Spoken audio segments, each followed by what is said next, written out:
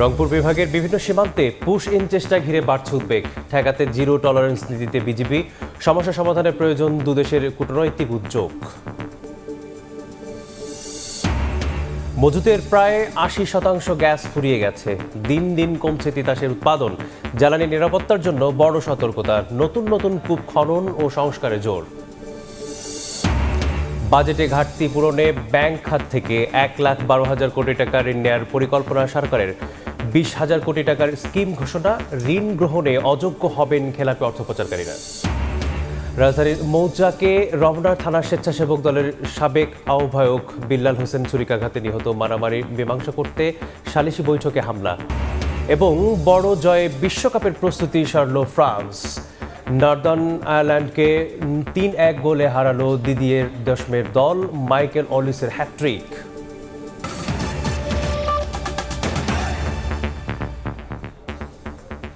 সকালের সময় সঙ্গে আছি আমি মিসবাহুল আলী। একের পর এক পুশিং চেষ্টার রংপুর বিভাগের বিভিন্ন সীমান্তে ছড়িয়েছে উত্তেজনা। গেল কয়েকদিন ঠাকুরগাঁও, পঞ্চগড়, লালমনিরহাট ও কুড়িগ্রাম সীমান্ত দিয়ে ভারতীয় নাগরিকদের বাংলাদেশে ঠেলে পাঠানোর চেষ্টা চালায় বিএসএফ। যদিও সকল অপচেষ্টা পণ্ড হয় বিজিবি ও গ্রামবাসীর বাধায়। তবে পুশিং চেষ্টার ঘটনায় স্থানীয়দের মাঝে বাড়ছে উদ্বেগ। বিশ্লেষকদের মতে সমস্যা সমাধানে প্রয়োজন দুদেশের উচ্চ পর্যায়ের কূটনৈতিক উদ্যোগ। শাকিল মাহমুদের ছবিতে রিপোর্ট করেছেন নাজমুল ইসলাম নিশান্ত।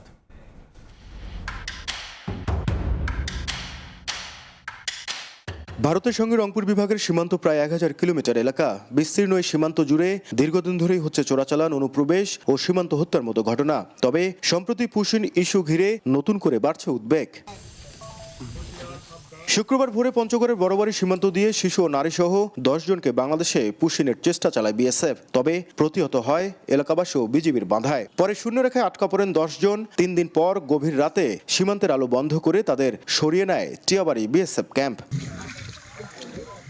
একই ধরনের পুশিনের চেষ্টা হয়েছে লালমনিরহাট, ঠাকুরগাঁও ও কুড়িগ্রামের কয়েকটি সীমান্ত পয়েন্টেও। তবে বিজিবির কঠোর নজরদারি ও স্থানীয়দের সতর্ক অবস্থানের কারণে প্রতিবারই ব্যর্থ হচ্ছে অপচেষ্টা। আমরা উভয় দেশের, ভারত এবং বাংলাদেশ বসে সীমান্ত যাতে গন্ডগোল না হয় সেটাই আমি বাংলাদেশ সরকারের কাছে অনুরোধ করব। ভারতের প্রধানমন্ত্রী, ভারতের স্বরাষ্ট্রমন্ত্রী সঙ্গে এটা নিয়ে দীর্ঘ আলোচনা করে যাতে এরকম আর পুশিনের ঘটনা আমাদের এলাকায় না হয়। বিজিবি বলছে পুশিন ঠেকাতে সীমান্তে অনুসরণ করা হচ্ছে জিরো টলারেন্স নীতি। বিষয়টি আন্তর্জাতিক আইন ও মানবাধিকার পরিপন্থীও। পজিশনে অনর যে আমরা অবৈধভাবে যদি আমাদের সীমান্ত দিয়ে কাউকে অনুপ্রবেশ করানো হয়, পুশিন করানো হয়, এটা আমরা এখনো অ্যাকসেপ্ট করবো না এবং ভবিষ্যতেও আমাদের এবারের মধ্যে কোথাও আমরা অ্যাকসেপ্ট করবো না। বিশ্লেষকদের মধ্যে সীমান্ত পরিস্থিতি স্বাভাবিক রাখতে দুই দেশের মধ্যে প্রয়োজন জরুরি কার্যকর কূটনৈতিক সংলাপ। ইন্ডিয়ার সঙ্গে চায়নার সীমান্ত আছে, ইন্ডিয়ার সঙ্গে নেপাল, এমনকি ছোট্ট রাষ্ট্র ভুটানেরও সীমান্ত আছে।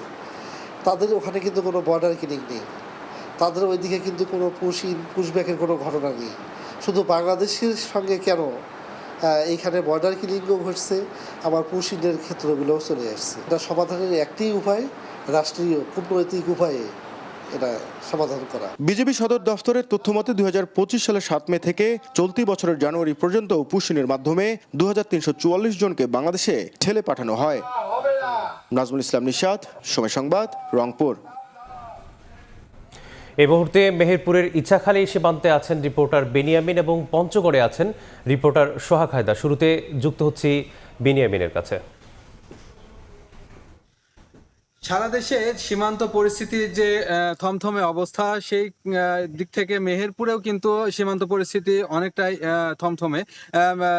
গেল শনিবার ভোরে মেহেরপুরের তেঁতুলবাড়িয়া সীমান্তের যে ৬ জন পুশিনের চেষ্টা ছিল এবং সেক্ষেত্রে বিজিবি সদস্যরা সেক্ষেত্রে তাদেরকে প্রতিহত করার পর থেকে মেহেরপুরের যে ৬৫ কিলোমিটার সীমান্ত রয়েছে, সেই ৬৫ কিলোমিটার সীমান্তে ১৯টি বিওপি, এই ১৯টি বিওপির প্রত্যেকটি সদস্য কিন্তু এখন সতর্ক অবস্থানে রয়েছে এবং সতর্কতার সাথেই কিন্তু তারা দায়িত্ব পালন করছে। বিভিন্ন এলাকায় কিন্তু বিজিবির যে টহল, সেই টহলগুলো কিন্তু জোরদার করা হয়েছে। বিশেষ করে কিছু তারকাটার পাশে রয়েছে যেখানে ভারত সীমান্তে গেট রয়েছে, সেই গেটগুলোতে কিন্তু বিজিবি সকাল থেকে রাত অবধি সেখানে অবস্থান করছে এবং টহল জোরদার রেখেছে। তো সেক্ষেত্রে আসলে যারা এখানে গ্রামবাসী রয়েছে এবং এই সীমান্তবর্তী এলাকায় যারা বাসিন্দা রয়েছেন তারা কিন্তু কিছুটা আতঙ্কে রয়েছে, কারণ এই সীমান্তে অবৈধ অনুপ্রবেশের কারণে আসলে সীমান্ত পরিস্থিতি যদি অস্থিতিশীল হয় তাহলে সেই ক্ষেত্রে তারা কিন্তু কিছুটা আতঙ্ক তাদের মধ্যে কাজ করছে। যারা সীমান্ত এলাকায় যে সকল কৃষকরা কাজ করে তারাও কিন্তু বেশ কিছু আতঙ্কে রয়েছে এবং তারা কিন্তু জানাচ্ছে যে সীমান্ত পরিস্থিতি ভালো থাকলে আসলে তারা তাদের চাষাবাদটা করতে পারে এবং চাষাবাদের ফসল তাদের ঘরে নিয়ে যাওয়ার সুবিধা থাকে। কিন্তু সীমান্ত পরিস্থিতি যত অস্থিতিশীল হয় তারা কিন্তু একটা অজানা আতঙ্কে কখন কি ঘটে যায় সেই আতঙ্কে কিন্তু তারা কাজ করে থাকে। তো সেক্ষেত্রে আসলে সীমান্তে যে সকল স্থানগুলোতে আসলে ঝুঁকিপূর্ণ মনে হচ্ছে সেই স্থানগুলোতে কিন্তু বিজিবির সদস্যরা গ্রামবাসীকে সাথে নিয়েও কিন্তু পাহারা করতে দেখা গেছে। সেই ক্ষেত্রে আসলে গ্রামবাসীরা জানাচ্ছে যে তারা বিজিবি সদস্যদের সহযোগিতা করতে কিন্তু তারা সর্বদা সচেষ্ট রয়েছে এবং তারা বিজিবি সদস্যদের সাথে সাথে রাতভর কিন্তু পাহারা দিতেও দেখেছি আমরা। তো সেই ক্ষেত্রে তারা কিন্তু গ্রামবাসী বলছে যে হচ্ছে কোনো ধরনের অবৈধ অনুপ্রবেশ রুখতে তারা কিন্তু সচেষ্ট রয়েছে। তো সীমান্তের সর্বশেষ খবর ছিল এটি মেহেরপুরের। পঞ্চগড়ে সীমান্তের খবর জানাতে পঞ্চগড়ে রয়েছেন সোহাগ হায়দার, যাব তার কাছে। বলে রাখি যে সারা দেশের মতো উত্তরের জেলা পঞ্চগড়েও কিন্তু বিজিবি যারা সদস্য রয়েছে তারা কিন্তু কঠোর নিরাপত্তার মধ্যে রয়েছে। তারা সীমান্ত নিরাপত্তায় কিন্তু ইতিমধ্যে তাদের যে সকল কার্যক্রম রয়েছে সেগুলো গ্রহণ করেছে। আমি বলে রাখি যে বাংলাদেশ বর্ডার গার্ড বিজিবির যারা সদস্য রয়েছে পঞ্চগড় জেলার প্রত্যেকটি সীমান্তে তারা তাদের নিয়মিত টহল কার্যক্রম পরিচালনা করা হচ্ছে। এই মুহূর্তে বলে রাখি আমি আছি পঞ্চগড়ের মিরগড় সীমান্ত এলাকায়। ঠিক এখানে কিন্তু ঝড়ো বৃষ্টি ঝরছে। এই বৃষ্টিকে উপেক্ষা করে কিন্তু ঠিক এভাবেই তারা কিন্তু দিন রাত এভাবে কাজ করছেন নিরাপত্তা দেওয়ার জন্য। একই সাথে বলে রাখি যে গত কয়েকদিন ধরে আমরা লক্ষ্য করেছি যে বিজিবি সদস্যরা স্থানীয়দের নিয়ে যে সকল জায়গা রয়েছে ঝুঁকিপূর্ণ সেখানেও কিন্তু তাদের যে কার্যক্রম রয়েছে তারা পরিচালনা করছে। আমরা বলে রাখি যে পঞ্চগড় জেলায় 276 কিলোমিটারের মতো সীমান্ত এলাকা রয়েছে। এর ভিতর কিন্তু পঞ্চগড় 18 বিজিবি ব্যাটালিয়নের 136 কিলোমিটারের মতো দায়িত্বপূর্ণ সীমান্ত এলাকা রয়েছে। এই 136 কিলোমিটারে কিন্তু কঠোর নিরাপত্তা জোরদার করা হয়েছে। একই সাথে এর পাশাপাশি আরো দুটি ব্যাটালিয়ন রয়েছে, নীলফামারী 56 এবং ঠাকুরগাঁ 50 ব্যাটালিয়ন, তারাও কিন্তু কার্যক্রম করছে। আমি বলে রাখি যে আমরা 18 বিজিবি ব্যাটালিয়নের যিনি অধিনায়ক রয়েছেন তার সাথে আমরা কথা বলেছি। তিনি জানিয়েছেন যে এখন পর্যন্ত পঞ্চগড়ের এই 136 কিলোমিটার সীমান্ত এলাকায় তারা কঠোরভাবে প্রতিহত করার চেষ্টা করছে সকল ধরনের পুশিন। একই সাথে শুধু পুশিন না, সীমান্ত অপরাধ এবং সকল ধরনের সীমান্ত অপরাধ নির্মূলে তারা দিন এবং রাতে কিন্তু তাদের যে কার্যক্রম রয়েছে সেটা পরিচালনা করছে। আমরা বলে রাখি যে পঞ্চগড়ের এই জেলার 3 দিকে ভারতীয় সীমান্ত হয়, কিন্তু এই জায়গাটি বা এই জেলাটি একটি গুরুত্বপূর্ণ জায়গা হয়ে রয়েছে, যার কারণে তারা চেষ্টা করছেন তাদের যে কার্যক্রম সেটা সঠিকভাবে পরিচালনা করার। একই সাথে বলে রাখি যে তারা কিন্তু দেখেছি আমরা যে স্থানীয়দের বিভিন্ন রকম দিক নির্দেশনা প্রদান করেছে। গত কয়েকদিন আগেও আমরা দেখেছি বা গতকালেও যদি বলি আমরা দেখেছি যে সার্বক্ষণিক তারা চেষ্টা করছেন যে স্থানীয়দের সচেতন করা, যে কোনো ধরনের এলাকায় সীমান্ত এলাকায় অবৈধ অনুপ্রবেশ বা পুশিনের ঘটনা দেখলে যেন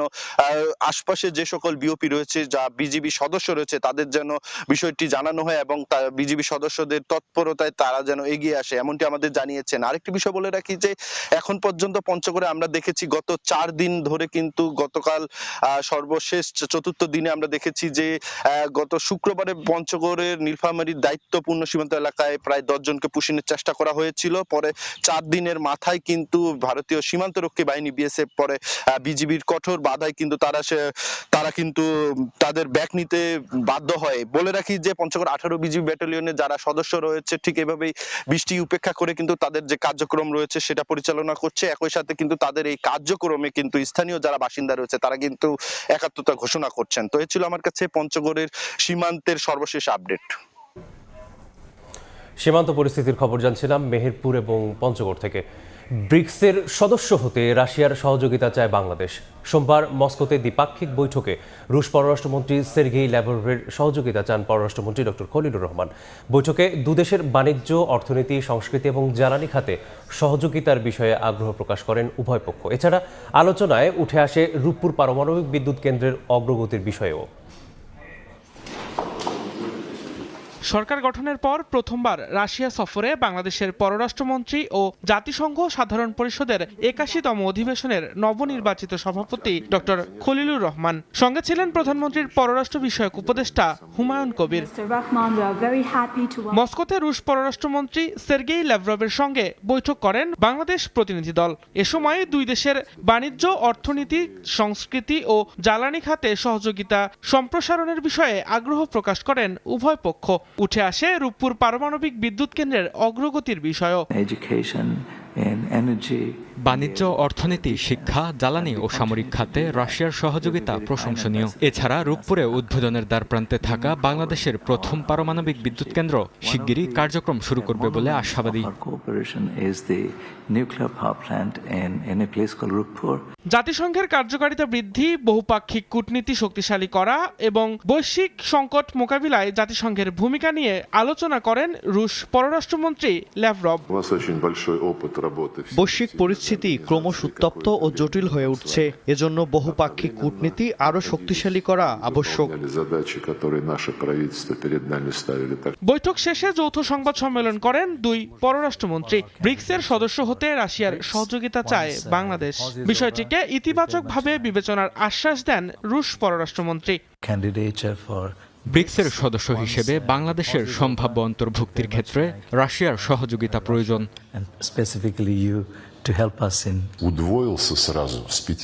নতুন সদস্য অন্তর্ভুক্তি বর্তমানে স্থগিত রয়েছে। স্থগিতাদেশ শেষ হলে এশিয়ার গুরুত্বপূর্ণ দেশটির আবেদনকে ইতিবাচকভাবে বিবেচনা করব।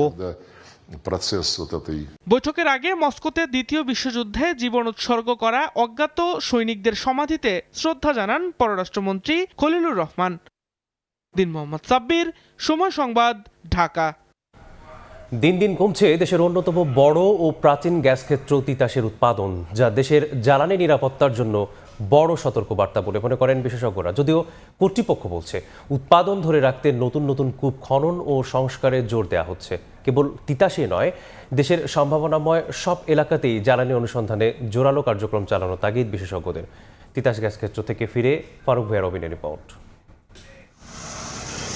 তিতাস গ্যাস ক্ষেত্র ব্রাহ্মণবাড়িয়ায় তিতাস নদীর পাড়ে অবস্থিত দেশের অন্যতম প্রাচীন এই ক্ষেত্রটি বাণিজ্যিকভাবে গ্যাস সরবরাহ করে আসছে প্রায় 6 দশক ধরে। এক বিবিয়ানা বাদে দেশের বাকি গ্যাস ক্ষেত্রগুলো দৈনিক উৎপাদনের দিক থেকে যার ধারে কাছেও নেই। তবে জ্বালানি খাতের জন্য শঙ্কা জাগানিয়া বিষয় হলো, একদিকে সাম্প্রতিক বছরগুলোতে বড় আধারের দেখা নেই, অন্যদিকে তিতাসের মতো নির্ভরযোগ্য উৎসেও উৎপাদন কমছে ধারাবাহিকভাবে। 5 বছর আগে যেখান থেকে দৈনিক মিলত 400 থেকে 450 মিলিয়ন ঘনফুট গ্যাস, সেটি এখন নেমে এসেছে 300 মিলিয়ন ঘনফুটের ঘরে। এরই মধ্যে ফুরিয়ে গেছে তিতাসের উত্তোলনযোগ্য মজুদের প্রায় 80% গ্যাস। বিবিয়ানার পর দেশের গ্যাস ক্ষেত্রগুলোর মধ্যে সবচেয়ে বেশি জ্বালানি পাওয়া যায় এই তিতাস গ্যাস ক্ষেত্র থেকে। কিন্তু আশঙ্কার বিষয় হচ্ছে, অত্যন্ত নির্ভরতার এই কেন্দ্রটির উৎপাদনও কমে আসছে দিন দিন, যা দেশের জ্বালানি খাতের জন্য বড় ধরনের সতর্কবার্তা বলে মনে করেন বিশেষজ্ঞরা। অবশ্যই কনসার্ন, যেহেতু এই যে তিতাসের যে কমছে শুধু তা না, বিবিয়ানারও তো কমে আসতেছে, কিন্তু আমাদের যে গ্যাসের চাহিদা আগে যা ছিল তার চেয়ে অনেক বৃদ্ধি পাইছে। এতদিন ধরে আমরা ওখান থেকে প্রডিউস করছি, একটা ফিল্ডে কতদিন গ্যাস থাকবে এটা তো শেষ হবেই। এই ব্যাপারে আমাদের একটা প্রস্তুতি থাকা দরকার, কিন্তু আমরা তো দেখতে পাচ্ছি যে আমাদের কোনো রকমেরই প্রস্তুতি এই ব্যাপারে কোনোটা নাই। পরিস্থিতি সামাল দিতে স্থলভাগে দেশের প্রথম গভীর অনুসন্ধান কূপ খনন করা হচ্ছে তিতাস 31-এ, যেখানে 2 ট্রিলিয়ন ঘনফুট গ্যাসের সম্ভাব্য মজুদ থাকতে পারে বলে ধারণা করা হচ্ছে। নতুন নতুন কূপ খননের এই ধারা অব্যাহত রাখার কথা বলছে কর্তৃপক্ষ। এখানে যেটা আমরা এখন যাচ্ছি ডিপার প্রসপেক্টে, পাশাপাশি আরও যে 3টা কূপ খনন হচ্ছে, তিতাস 28, 29 এবং 30, এইসব সাকসেসফুল হলে আমাদের উৎপাদন আরও কিছু বাড়বে, তখন হয়তো একটা কমফোর্টেবল জায়গাতে আমরা যাবো আর কি। গ্যাসের মজুদ কমার বিপরীতে নতুন ক্ষেত্র অনুসন্ধানে দেশ জুড়ে জোরালো কার্যক্রম চালানোর তাগিদ দিচ্ছেন বিশ্লেষকরা। এখনও আমাদের আশা আছে যে আমরা নিজস্ব গ্যাস আহরণ করতে পারবো আরও বেশি, যাতে করে আমরা সম্পূর্ণ আমদানি নির্ভর যেন না হয়ে যায়। আমরা তো দীর্ঘদিন ধরে শুধু গ্যাস খরচ করে যাচ্ছি, কিন্তু আমাদের নতুন মজুদ অ্যাড হচ্ছে না। হচ্ছে বাপেক্স কাজ করতেছে, গত 10 বছর কয়েকটা গ্যাস ক্ষেত্র আবিষ্কার হয়েছে, আনফর্চুনেটলি সবগুলো হলো ছোট ছোট। সেই কারণে গ্যাস অনুসন্ধানের কার্যক্রম বাড়াতে হবে। 1962 সালে আবিষ্কৃত তিতাস গ্যাস ক্ষেত্রে বাণিজ্যিক উৎপাদন চলছে দেশ স্বাধীনেরও 4 বছর আগে থেকে। ফারুক ভিয়া, রবিন, সময় সংবাদ, ব্রাহ্মণবাড়িয়া। বাজেটে ঘাটতি পূরণে ব্যাংক খাত থেকে 1,12,000 কোটি টাকা ঋণ নেওয়ার পরিকল্পনা সরকারের। এমন অবস্থায় একক প্রতিষ্ঠান বা গ্রুপকে সর্বোচ্চ 200 কোটি টাকা পর্যন্ত অর্থায়নের সুযোগ রেখে 20,000 কোটি টাকার স্কিম ঘোষণা করেছে কেন্দ্রীয় ব্যাংক। ঋণ গ্রহণে অযোগ্য, খেলাপি, অর্থ পাচারকারী ও ঋণের অর্থ অতীতে অপব্যবহারকারীরা। বাংলাদেশ ব্যাংক বলছে, ব্যাংকগুলোর উদ্ধৃত তারল্য থেকে ঘোষিত এই সহায়তায় বাজেটে বা বেসরকারি খাতে নেতিবাচক প্রভাব পড়বে না। ঋণ দিতে প্রতিষ্ঠান নির্বাচনকে সঠিক নিরীক্ষায় জোর বিশ্লেষকদের। সিলিয়া সুলতানের রিপোর্ট। 3 বছরের জন্য বন্ধ শিল্প ও সেবা খাত সহায়ক প্রাক অর্থায়নে 20,000 কোটি টাকার স্কিম ঘোষণা করেছে বাংলাদেশ ব্যাংক। ঋণগ্রহীতারা 1 বছরের মেয়াদে 200 কোটি টাকা পর্যন্ত এই অর্থের জন্য আবেদন করতে পারবেন। ঋণের সর্বোচ্চ সুদের হার নির্ধারিত হয়েছে 7%। বন্ধ কারখানা বা সেবা প্রতিষ্ঠান চালুর এই বিশেষ স্কিমে গুরুত্ব পাবে রপ্তানিমুখী শিল্প।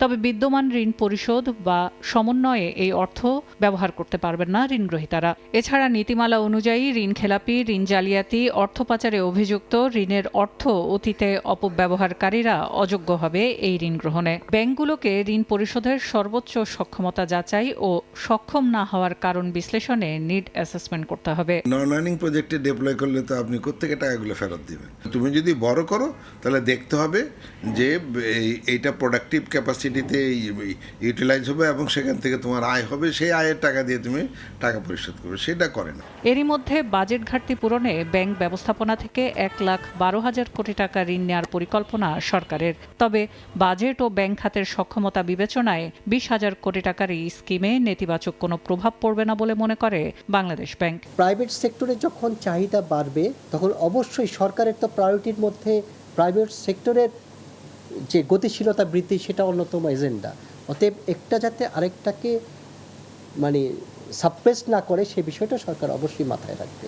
একই সাথে আংশিক উৎপাদিত কারখানা পুরো উৎপাদনে যেতে মূলধন ঘাটতিতে সহায়তা, কাঁচামাল ক্রয়, শ্রমিক কর্মচারীদের বেতন ভাতা, বিদ্যুৎ, গ্যাস ও ইউটিলিটি বিল, রপ্তানি আদেশ বাস্তবায়ন, উৎপাদন ও পরিচালনা ব্যয় এই অর্থ ব্যবহার করা যাবে।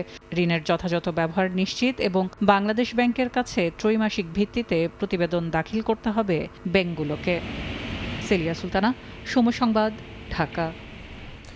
3 দশকে বাংলাদেশে বন্ধ হয়েছে 10টি বেসরকারি যাত্রীবাহী এয়ারলাইন্সের কার্যক্রম।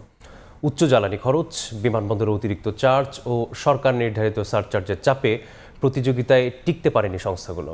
আসছে বাজেটে এভিয়েশন শিল্প সম্প্রসারণে ব্যবসা বান্ধব নীতিমালার প্রত্যাশা সংশ্লিষ্টদের। প্রতিমন্ত্রী জানিয়েছেন, এবারের বাজেট হবে পর্যটন ও এভিয়েশন শিল্প উন্নয়নের বাজেট। আরও জানাচ্ছেন কাজল আব্দুল্লাহ।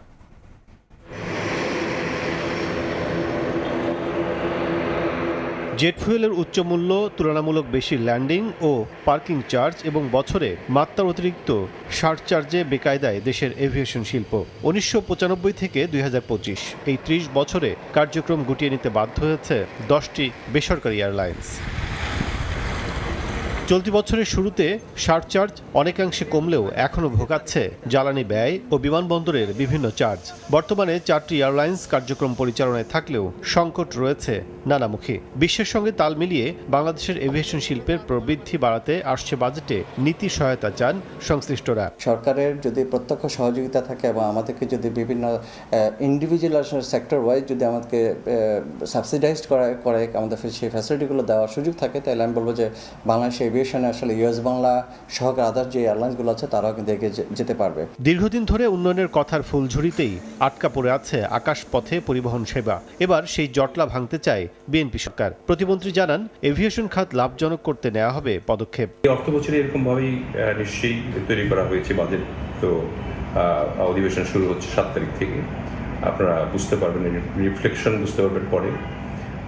তো আমি মনে করি যে আমরা চিন্তা করছি যে আমাদের মিনিস্ট্রি থেকে রেভিনিউ আর্নিংয়ের যে মিনিস্ট্রি এটা প্রমাণ করার জন্য আমাদের যা যা করা দরকার, যেমন এভিয়েশন সেক্টরে আমরা ইনশাল্লাহ হলপ করে বলতে পারি যে আগামী বছর আপনারা লাভ দেখতে পাবেন। বিশেষজ্ঞরা বলছেন বেসরকারি এয়ারলাইন্সের প্রয়োজন জ্বালানির যৌক্তিক দাম আর কম সুদে ব্যাংক ঋণ।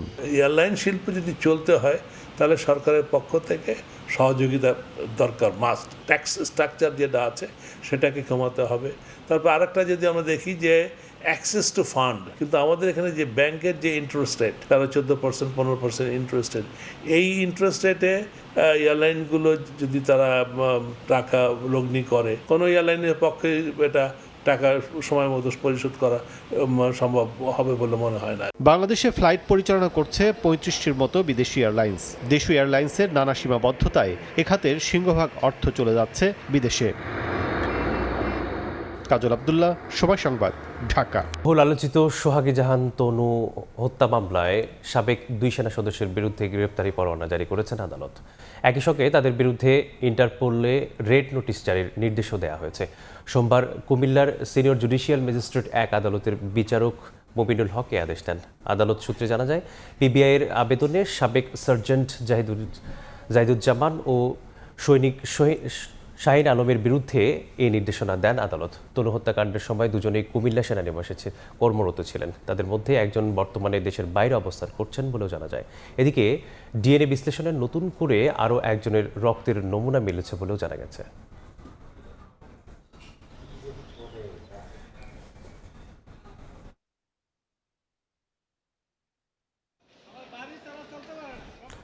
পাবনায় 3 ঘন্টা ব্যবধানে আলাদা 2 ঘটনায় 2 জন নিহত হয়েছেন। এর মধ্যে সন্তানের সামনেই বাবাকে গুলি করে হত্যা করেছে দুর্বৃত্তরা। অন্য ঘটনায় পূর্ববিরোধের জেরে এক যুবককে ছুরিকাঘাতে হত্যা করা হয়েছে। এদিকে অভিযুক্তদের বিরুদ্ধে তদন্ত সাপেক্ষে আইনি ব্যবস্থা নেয়ার আশ্বাস দিয়েছে পুলিশ। আসিফ মাহমুদের ছবিতে সবুজ মোল্লার রিপোর্ট। স্ত্রী সন্তানের কান্না আর আহাজারিতে ভারী হয়ে উঠছে মর্গের চারপাশ। সোমবার সন্ধ্যায় 6:45টার দিকে পাবনা পৌর এলাকায় জামিয়া আশরাফিয়া মাদ্রাসায় সন্তানকে রাখতে যান হোসেন আলী।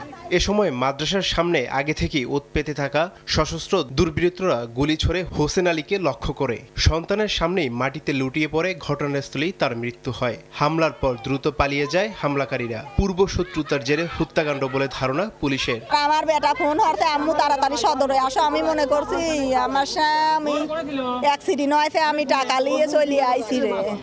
আইসে এখন সদরে আইসে কয়টা গুলি করেছে। মনে তুত আসিলে আমার আব্বু গেটের মাদ্রাসার গেটে পায়েও গেছি, এসে 2টা গুলি করে চলে যায়। তাদের দৃষ্টান্তমূলক শাস্তির ব্যবস্থা করতে হবে এবং আইন শৃঙ্খলা রক্ষাকারী বাহিনী যারা আছে তাদেরকে আরও দায়িত্বশীলতার পরিচয় দিতে হবে। অন্যদিকে বিকেল 4টার দিকে পাবনা কেন্দ্রীয় বাস টার্মিনালের পেছনে পূর্ব বিরোধের জেরে কথা কাটাকাটির এক পর্যায়ে মনিরুল ইসলাম নামে এক যুবককে ছুরিকাঘাত করা হয়। গুরুতর আহত অবস্থায় তাকে প্রথমে পাবনা জেনারেল হাসপাতালে এবং পরে রাজশাহী মেডিকেল কলেজ হাসপাতালে নেয়ার পথে তার মৃত্যু হয়। এ ঘটনায় অভিযুক্ত রাকিব নামের একজনকে ঘটনাস্থল থেকে আটক করেছে পুলিশ। দুটি ঘটনায় তদন্ত করে আইনগত ব্যবস্থা নেওয়ার আশ্বাস পুলিশের। 2 জন ছাত্র এডওয়ার্ড কলেজের, একজন সিনিয়র একজন জুনিয়র। যিনি সিনিয়র সে তার জুনিয়রকে ছুরিকাঘাত করেছে। মামলা প্রক্রিয়াধীন, মামলা হবে এবং একজন ছুরিকাঘাত করেছে, একজনই অ্যারেস্ট। আর দ্বিতীয় একটা ঘটনা ঘটেছে, একজন বাবা তার নাম আলী হোসেন, সে তার বাচ্চাকে দিতে মাদ্রাসায় দিতে এসেছিল। তো এখানে উৎপেতে থাকা, পূর্ব থেকে উৎপেতে থাকা কিছু দুর্বৃত্ত তাকে গুলি করেছে। এটা তদন্ত চলতেছে। কিছুক্ষণে আমরা খুব শীঘ্রই এটার একটা পজিটিভ ফিডব্যাক পাবো বলে প্রত্যাশা করছি। পাবনায় 3 ঘন্টার ব্যবধানে 2 জনের নিহতের ঘটনায় আইন শৃঙ্খলা পরিস্থিতি নিয়ে উদ্বেগ সাধারণ মানুষের। সময় সংবাদ, পাবনা। সরকারি জায়গায় দোকান বসিয়ে মাসে মাসে সালামির নামে লাখ লাখ টাকা ভাড়া আদায় করছেন আদালতের নাজির ও কর্মচারীরা। এর আগে আদালতের কর্মচারী সহ বিভিন্ন পেশার মানুষকে লিজ দেওয়া হয় প্রায় 200 দোকান। ঠেলাগাড়িতে দোকান করার শর্ত ভেঙে স্থায়ী অবকাঠামো করে লাখ লাখ টাকায় বিক্রি করা হয় মালিকানা। বিতর্কিত লিজ প্রক্রিয়া নিয়ে একে অপরকে দোষ দেন কর্মচারীরা। সোহেল রানার ক্যামেরায় গাইবান্ধা থেকে হেদায়েতুল ইসলাম বাবুর রিপোর্ট।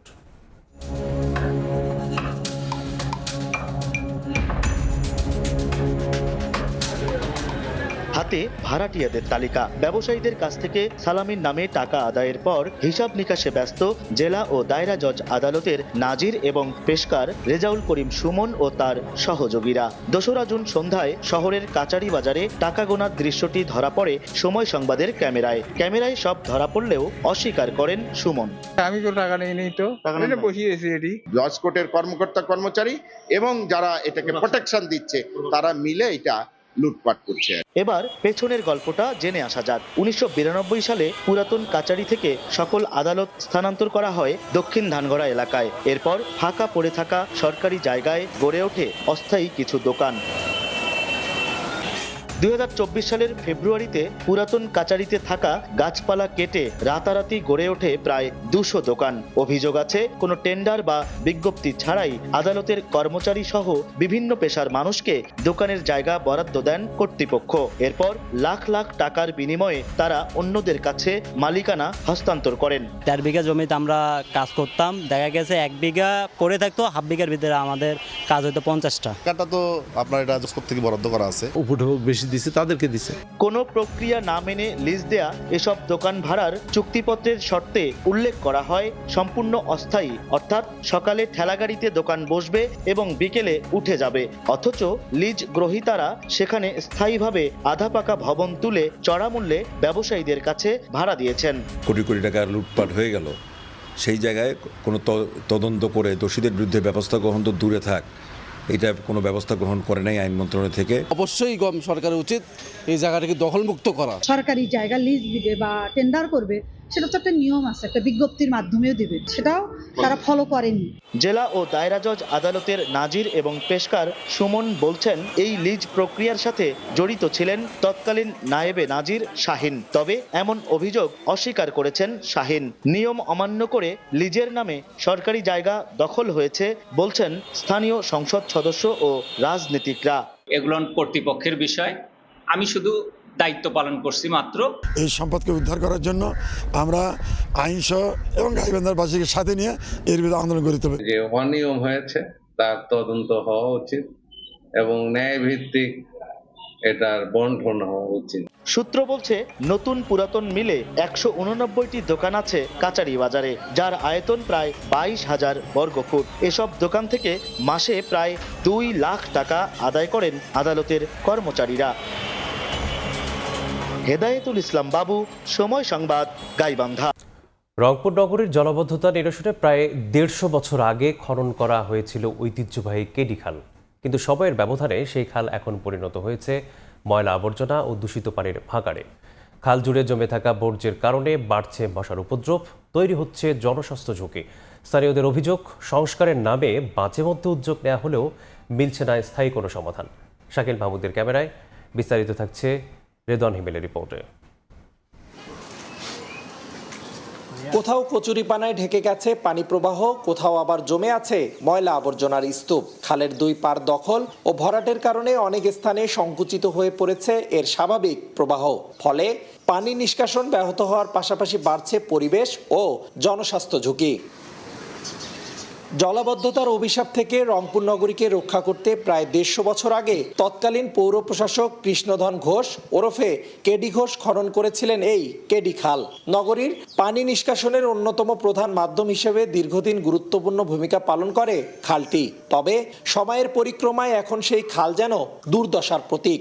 নগরবাসীর অভিযোগ, খালটি সংস্কারের জন্য বিভিন্ন সময় উদ্যোগ নেওয়া হলেও কার্যকর ও স্থায়ী কোনো সমাধান হয়নি। কোনো কেলান পরিষ্কার করে না, আর আমাদের কেলানের এখানে পোকামাকড়, সাপ, মানে জীবজন্তুর অনেক। মশা মাছি নোংরা ময়লা দিয়ে একবারে ভর্তি।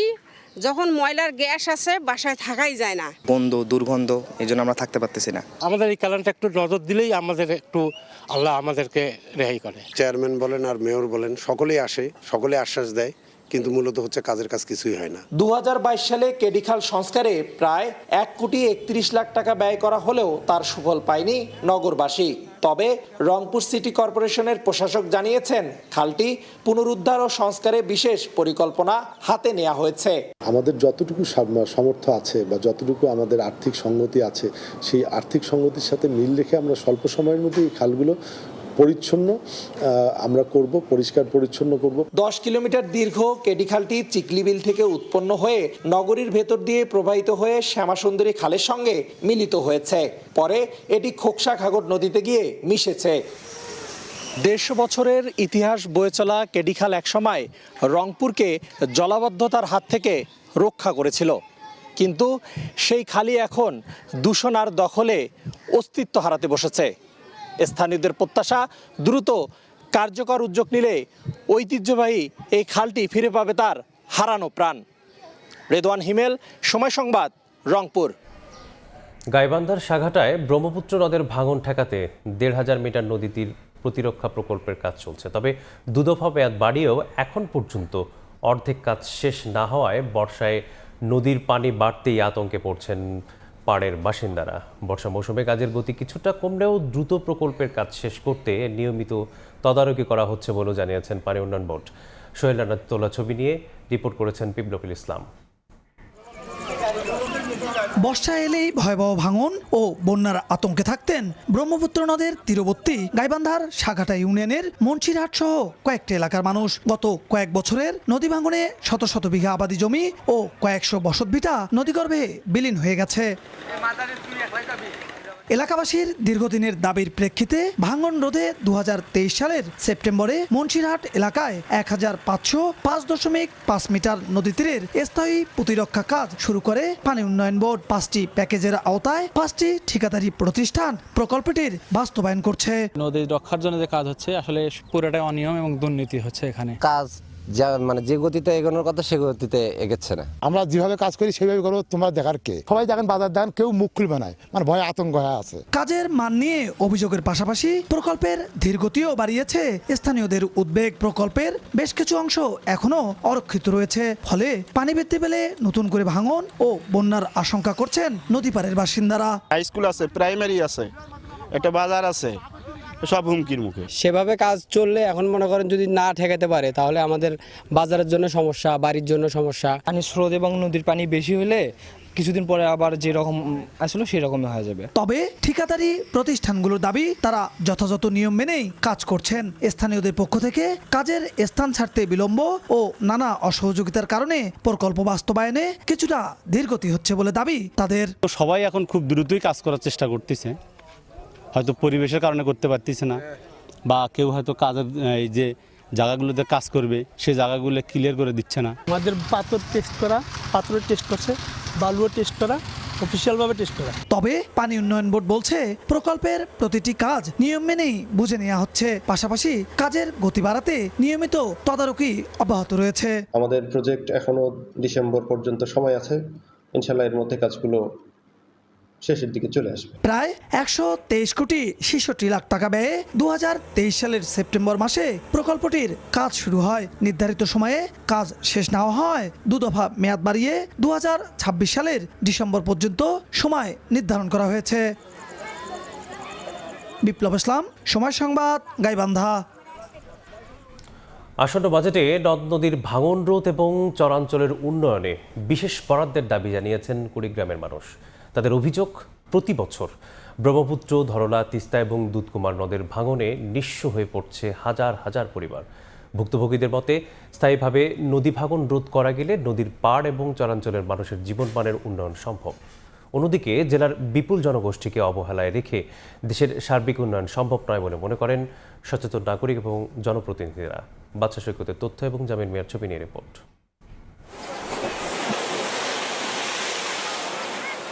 বর্ষা যেন আসে এক ভয়াবহ দুঃস্বপ্ন নিয়ে। তীব্র নদী ভাঙনে নদীগর্ভে হারিয়ে যায় ঘরবাড়ি, ফসলি জমি, ভিটেমাটি হারিয়ে নিঃস্ব হয়ে পড়ে অসংখ্য পরিবার। নদ নদী জীবন জীবিকার অন্যতম অবলম্বন হলেও কুড়িগ্রামে ভিন্ন চিত্র। প্রতি বছর ব্রহ্মপুত্র, ধরলা, তিস্তা ও দুধকুমারের ভাঙনে ভিটেমাটি, আবাদি জমি হারিয়ে নতুন জেগে ওঠা চরে আশ্রয় নেয় হাজারো পরিবার। সেই চরও নদীগর্ভে বিলীন হলে ফের অন্যত্র গড়ে তোলে নতুন বসতি। এভাবেই ভাঙন চক্রে ঘুরপাক খাচ্ছে লাখো জীবন। ভুক্তভোগীদের অভিযোগ, ভাঙন শুরু হলে জিওব্যাগ ফেলে পরিস্থিতি সামাল দেওয়ার চেষ্টা করলেও তার টেকসই হয় না। স্থায়ী সমাধানেও পদক্ষেপ নেয় না পানি উন্নয়ন বোর্ড। তাই নতুন সরকারের প্রথম বাজেটে নদী তীর রক্ষায় বিশেষ বরাদ্দ চান তারা। এই 1 মাসের ভিতরে যদি কোনো কাজ না হয় তাহলে আমার এই বসত বাড়িগুলো একটাও থাকবেন না। নদীর পার যেন স্থায়ীভাবে বেঁধে দেওয়া হয়, নদী খনন এবং নদীর পারগুলো যেন স্থায়ীভাবে বাদ দিয়ে যেন আমাদেরকে মুক্ত করে। বাজেটে যেন এই ধরনের একটা বড় কিছু রাখা হয়। বাজেট বরাদ্দের মাধ্যমে শুধু নদী ভাঙনই নয়, চরাঞ্চলের স্বাস্থ্য, শিক্ষা ও যোগাযোগ উন্নয়নে কার্যকর উদ্যোগ নেওয়ার দাবি জানান সচেতন মহল। কুড়িগ্রামের জন্য নদী ভাঙন এলাকাগুলোকে আলাদা চোখে দেখে নদী ভাঙন রোধ করবার জন্য আমাদেরকে চেষ্টা করতে হবে। চরাঞ্চলের মানুষের শিক্ষা, স্বাস্থ্য, যোগাযোগ এবং তাদের খাদ্যের নিরাপত্তা যদি না দেওয়া হয়, তা আমার মনে হয় বাংলাদেশের মধ্যে এটা একটা এই চরাঞ্চলের মানুষের কারণে বিপর্যয় ঘটতে পারে। এদিকে দেশের সব নদী ভাঙন কবলিত এলাকার জীবন জীবিকা রক্ষায় প্রয়োজনীয় বিশেষ বাজেট বরাদ্দের পক্ষে স্থানীয় সংসদ সদস্যও। ভাঙন রোধের জন্য স্পেশালি একটা আলাদা বাজেট, আগে যদি 200 কোটি থাকে আমি মনে করি এটাকে বাড়ায় 3 গুণ বাড়ায় 800 কোটি করে দেওয়া হোক, যাতে করে যেন সারা দেশের মানুষজন এই নদী ভাঙন থেকে বাঁচতে পারে আর কি। কুড়িগ্রামের 9টি উপজেলায় 16টি নদ নদীর অববাহিকায় রয়েছে 4.5 শতাধিক চরাঞ্চল। এসব এলাকায় বাস করছেন 5 লক্ষাধিক মানুষ, আর নদী তীরবর্তী অঞ্চলের বাসিন্দার সংখ্যা প্রায় 10 লাখ। সময় সংবাদ, কুড়িগ্রাম।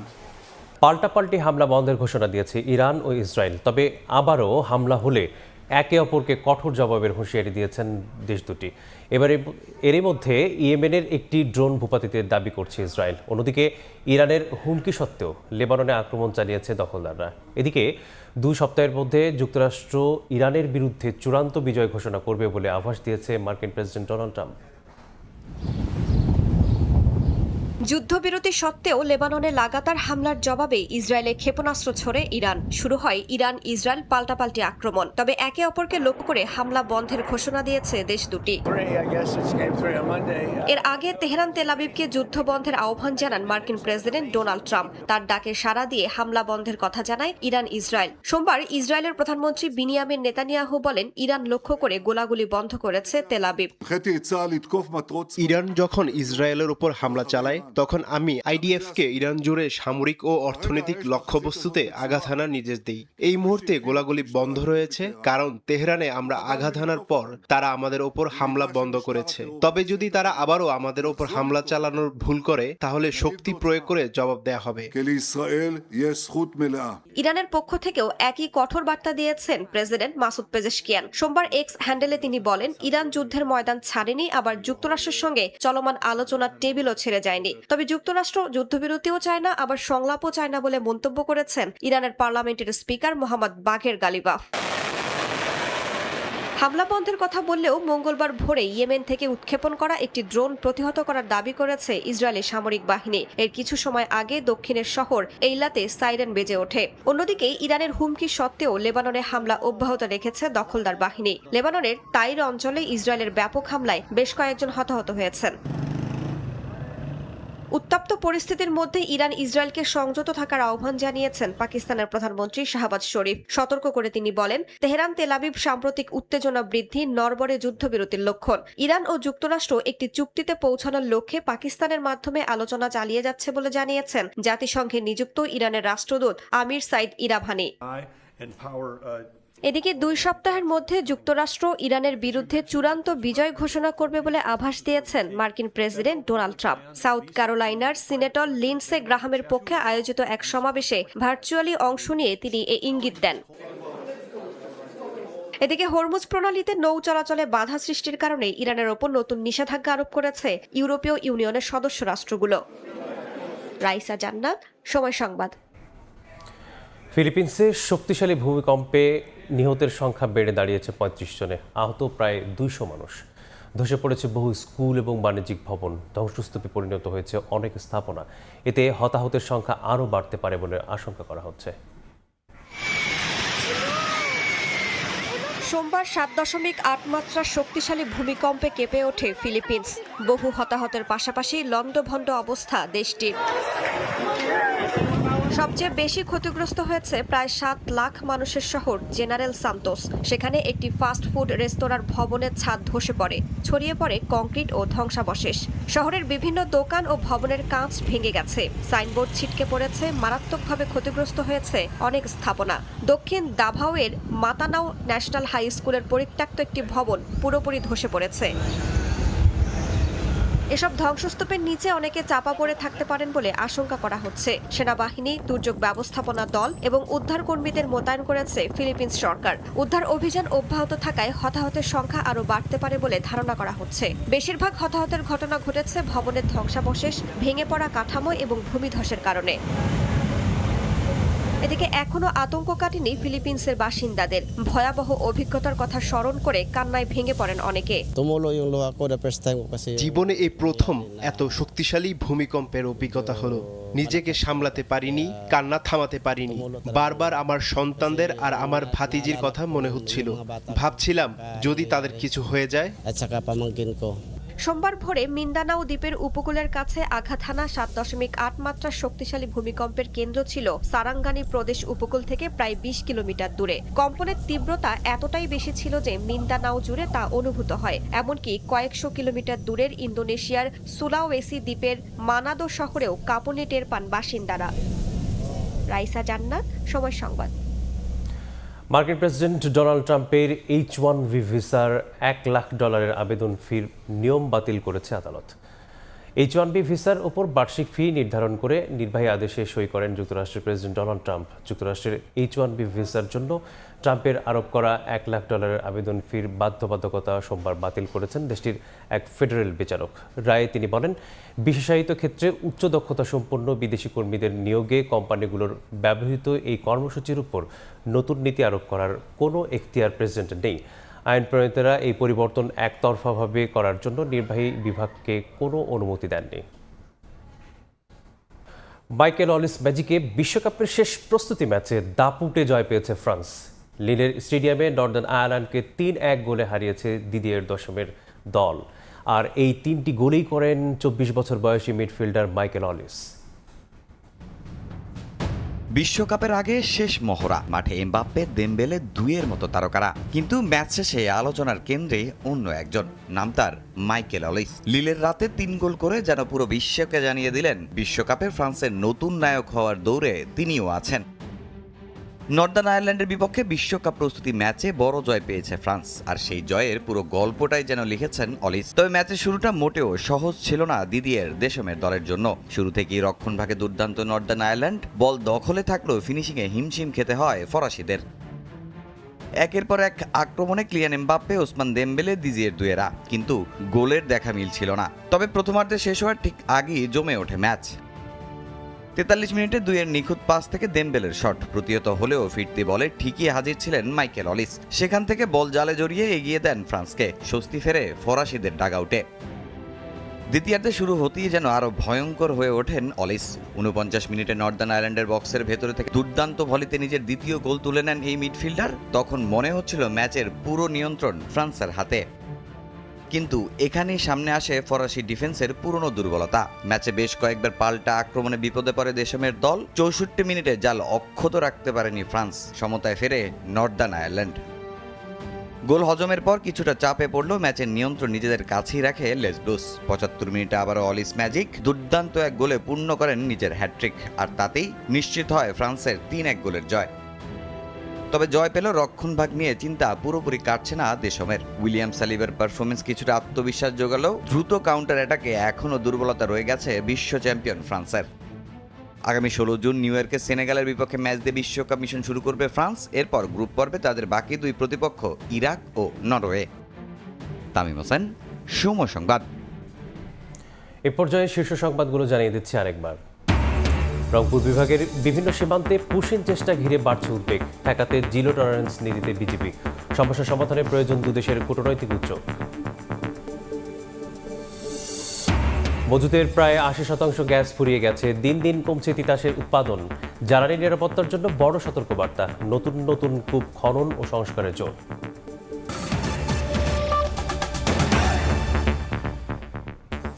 এই ছিল সকালের সময়। এরপর আন্তর্জাতিক সময়ের সঙ্গে থাকবেন কাজল আব্দুল্লাহ। ধন্যবাদ মিসবাহ। আন্তর্জাতিক সময় নিয়ে আসছি কিছুক্ষণ পরে, সঙ্গে থাকুন সময়ের।